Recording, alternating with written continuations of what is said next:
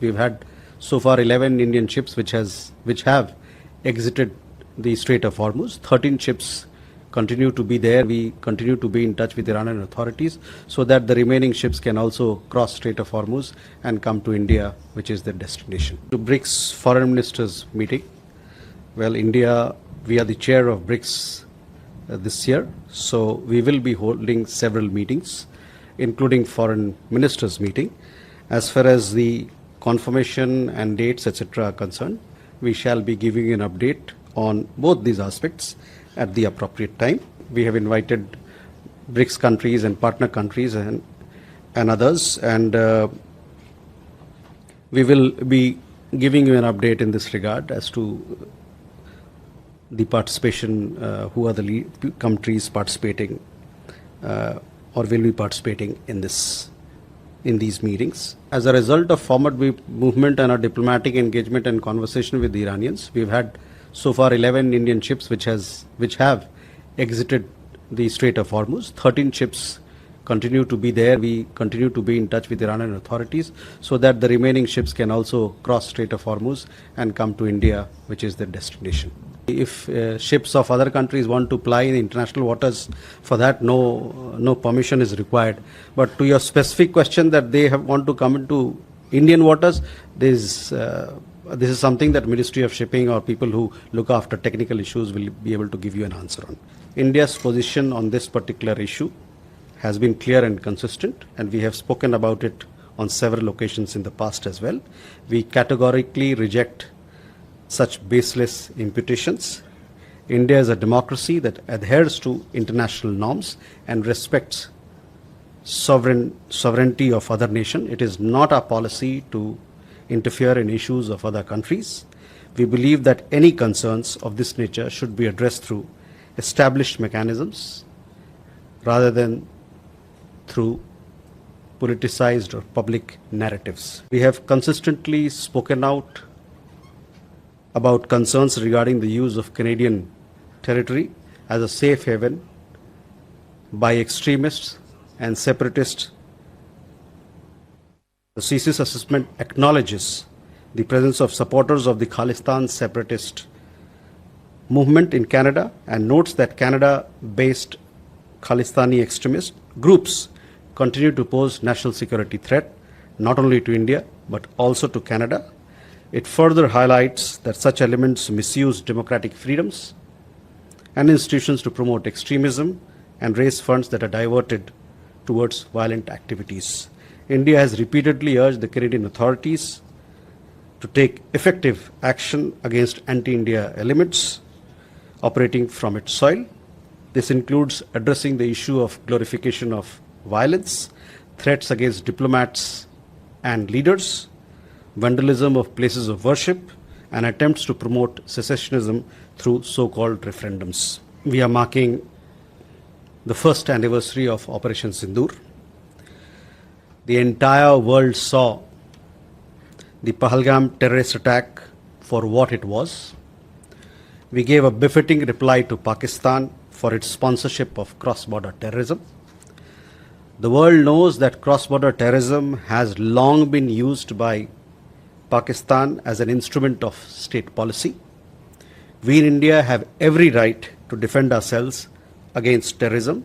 We will continue to work to strengthen the global fight against terrorism. Our position on Indus Waters Treaty has been consistent.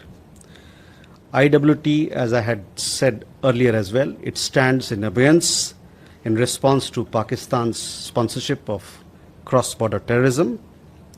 Pakistan must credibly and irrevocably abjure its support for cross-border terrorism. Suasana Teheran mendadak mencekam setelah sistem pertahanan udara Iran dilaporkan aktif dan bersiaga penuh untuk mencegat serangan rudal misterius di langit ibu kota. Ledakan dan aktivitas militer yang meningkat memicu spekulasi baru tentang siapa dalang di balik ancaman tersebut, di tengah memanasnya konflik kawasan dan ketegangan Iran dengan Amerika Serikat serta Israel. Kini dunia menanti, apakah ini hanya alarm siaga, atau tanda babak baru Perang Timur Tengah segera dimulai? Pemirsa, Hizbullah merilis rekaman serangan drone terhadap kendaraan taktis Israel. Serangan dilancarkan di Lebanon Selatan.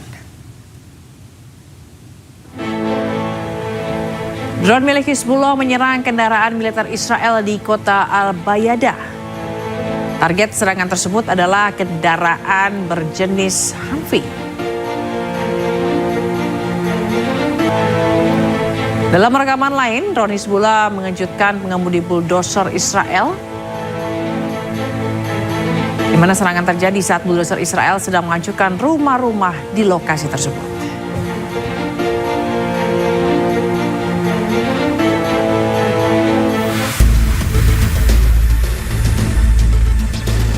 Menggempur pasukan Zionis Israel di Lebanon Selatan.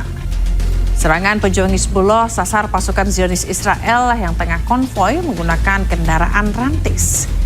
3 orang pasukan Zionis Israel diduga tewas akibat serangan drone pejuang Hizbullah.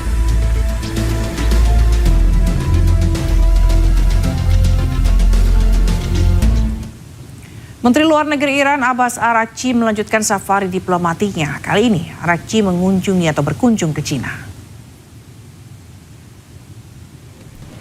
Menteri Luar Negeri Iran Abbas Araghchi tiba di Bandara Internasional Beijing Rabu dini hari.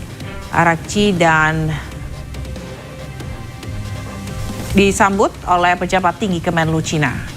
Begitu tiba, Araghchi langsung bertemu dengan Menteri Luar Negeri Cina Wang Yi. Pertemuan keduanya tak hanya membahas hubungan kerjasama antara dua negara, tetapi juga membahas upaya negosiasi damai antara Iran, Amerika Serikat, dan Israel. Kunjungan ini dilakukan tepat beberapa hari sebelum Presiden Amerika Serikat Donald Trump dijadwalkan bertemu dengan Presiden Cina Xi Jinping.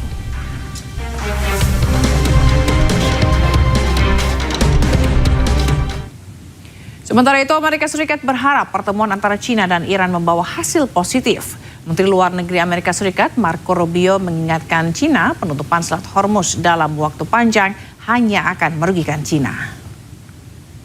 About the visit, it's fine. I hope the Chinese tell him what he needs to be told, and that is that what you are doing in the Straits is causing you to be globally isolated. You're the bad guy in this. You guys should not be blowing up ships. You should not be putting mines. You should not be trying to hold hostage the global economy. I hope the Chinese bring, whether it's done privately, but I hope it's done directly, that's the message they deliver to them. As I outlined earlier today, China is an export-driven economy. Menteri Luar Negeri Iran Abbas Araghchi sebelumnya melakukan safari diplomatik ke sejumlah negara seperti Rusia hingga Pakistan.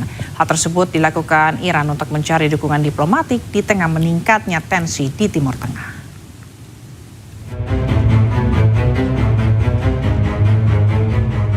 Menteri Luar Negeri Iran Abbas Araghchi pada 28 April lalu berkunjung ke Saint Petersburg untuk bertemu Presiden Rusia Vladimir Putin. Pertemuan yang berlangsung lebih dari 1,5 jam di Kremlin Iran telah menghasilkan gagasan-gagasan yang baik antara kedua negara. Sejumlah topik dibahas mulai dari hubungan bilateral, isu-isu regional, hingga kerjasama antar negara. Dalam pertemuan tersebut, Presiden Rusia Vladimir Putin menguji keberanian rakyat Iran dan berjanji akan mendukung Iran. Menlu Araghchi menekankan Iran akan melanjutkan kemitraan strategisnya dengan Rusia dalam situasi saat ini.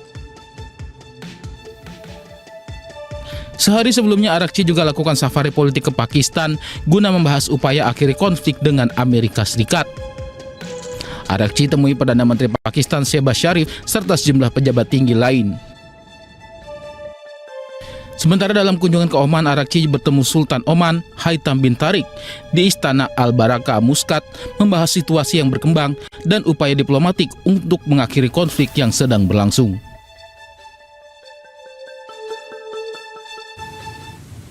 Hari ini, Rabu 6 Mei, Presiden Amerika Serikat mengumumkan di akun media sosialnya bahwa operasi Project Freedom dihentikan untuk sementara.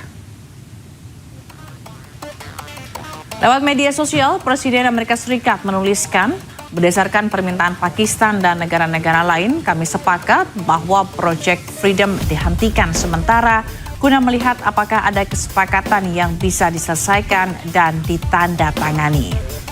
Sebelumnya, operasi Project Freedom ini atau proyek pembebasan kapal ini mulai berjalan pada Senin 4 Mei lalu. Amerika menyebut bahwa operasi ini seperti membimbing kapal-kapal dagang yang ada di Selat Hormuz. Namun baru 2 hari berjalan, proyek ini dihentikan sementara dengan alasan untuk mencari kesepakatan dengan Iran.